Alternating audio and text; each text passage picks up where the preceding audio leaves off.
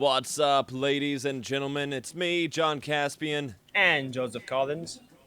It's episode 4 of Board Game Talk. Almost our first full month rounded out. That's What? pretty awesome. I Wow. know, it's It's crazy. accomplishment. And we're just beginning with all the stuff we have to talk about with board games. Oh. So this week we're talking about party games because every time it gets near to Halloween time, we have parties, Halloween parties. So it's fun to dress up and be crazy and play games together, right? Absolutely. Especially That's the one. then there's many board games that we can you have that is perfect for Halloween, and I have so many ideas I would love the board games of the play during this time of year. So Perfect. So what we're going to start with is the idea that a party game is typically anything above 4 players because you have a whole bunch of people at the house. Yeah. You can actually, what happens a lot, we've done both at our house and other houses, is you split up large games. So if a game has between 6 to 12 players that it can support, then you'll have that in one room, and then you'll have another large game that's in another.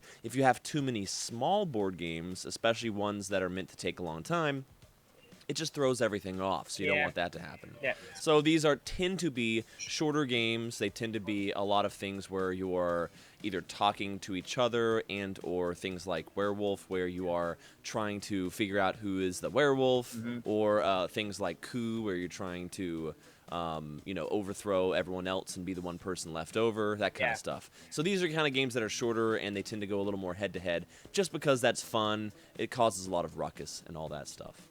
and chaos is so fun to start. That's the ultimate thing about parties, you Yeah. know? Absolutely.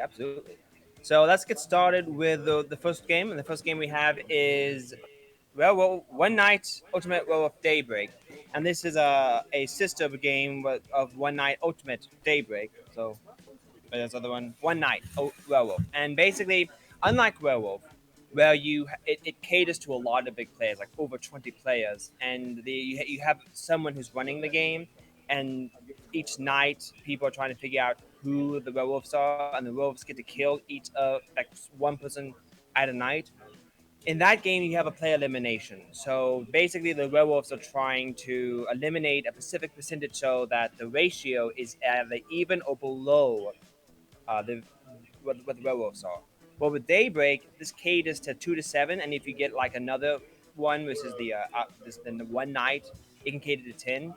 And there's no player elimination. So what happens? You around the table, you have everybody who are given specific roles are allowed to do specific powers to manipulate the game, and you have a couple of werewolves, and the objective is to basically find out who the werewolf is by just asking questions, by flipping over cards, and just basically, just going through just being aware of the people around you, because some of the players will move, and that might be the werewolf who's making the movement. And this one caters. This one actually takes about 10 minutes to play each round. So it's a really fun Ooh, game. okay. It's really nice and quick, and I think it's a good replacement. If you don't like play elimination, I think, but still love the werewolf universe, I think it's a good substitute for that. Nice. And that supports a whole bunch of players, right? It goes up to 10 players for this one right here. Okay. Yeah. So now the other one, Yeah, that's a good one to do. oh yeah, it definitely is, and so you can just have it can be a filler game. So if you get done playing, like say Fear of Dracula, or get done playing House on Betrayal, and you're like, well, we have a couple more minutes to spend and to burn. This would be a really good game to for those who are like, we want to stay, we still want to stay. And then while others go home, others are like, you know what, we'd like to stay a couple more minutes. Let's just bring something light out so we can just, spend the rest of the time until everybody's ready to go home. That's a good idea. I Yeah. like that. So now the next one here is we have another one's called Deception, Murder in Hong Kong. Ooh. It's in the same spirit as Mysterium. Mysterium is a cooperative game, and the player who's playing the ghost is playing a guy who got murdered, and he's trying to help the people who are in the seance trying to discover who murdered them. Deception Murder in Hong Kong is a bit different. You have a set of players, and it's kind of in the same. It's a mixture between the Resistance and Mysterium, where you have one player who is what's known as the forensic scientist, who is giving clues to the other players, and each player has these like 8 cards in front of them, and the forensic science is pointing toward motive, toward location, toward weapon, all these things. But the catch is the murderer is actually amongst one of the players. So one of the Oh, players, classic. yeah, one of the players are trying to, as everybody's discussing who did what happened, the murderer is trying to feed in false information to everybody else. Now the forensic scientist knows who the murderer is because what the murderer does is at the beginning of the game, everybody closes their eyes. The murderer opens his eyes and tells the forensic science what weapon and what means he used to commit the murder, and so the forensic is trying to now use that to point the people in the right direction. That's cool. How many players is that one for? This one is for 4 to 12 players. Okay, So that's a this large so amount. it definitely meets our criteria for a party game. And of course, it's because it's murder. Again, you can have this creepy music. You can pretend that one of them is one of those horror slayers, kind of like Saw, without the other aspect of that movie involved. So you have Mm-hmm. this investigator trying to find out who, the murderer. So it's really fun. You can also have that spooky music in the background too with this one as well. So Always helps. Make sure to get your YouTube playlists ready. oh yeah, absolutely. There's tons of those not atmosphere, but ambient sound music out there. Mm-hmm. All right, number 3. Number 3, we have what's the one that's actually fits right into this category, and that's Last Friday. Now, just like Fear of Dracula, this is also a hidden role game, but unlike Fear of Dracula, this cat is actually the players are basically you have like a novel. They're playing through like the first 5 chapters of a novel, and the murderer or the Freddy guy, the person playing Freddy, is going around trying to kill all the campers. And each chapter is basically he tells a story of one chapter he's trying to kill everybody, and everybody's trying to get into the cabin. The other one is that he's being hunted, and then there's a lot of objectives going on. And the same thing with Hidden Road is that the murderer is going around this desert is moving on these spaces that only he knows or she knows, and as he's moving around the spaces, there are clues and that other players are trying to pick up, and there are traps they're Mm. trying to set, and it's a really fun cat and mouse game.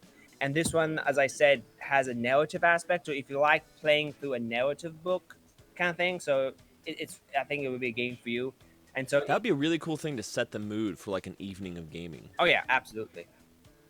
That'd be a good one. That'd be a good one. I agree with. Nice, and that's our game of the week. Yeah, this is the game of the week. Also have another game, which is another smaller game, which is Gloom.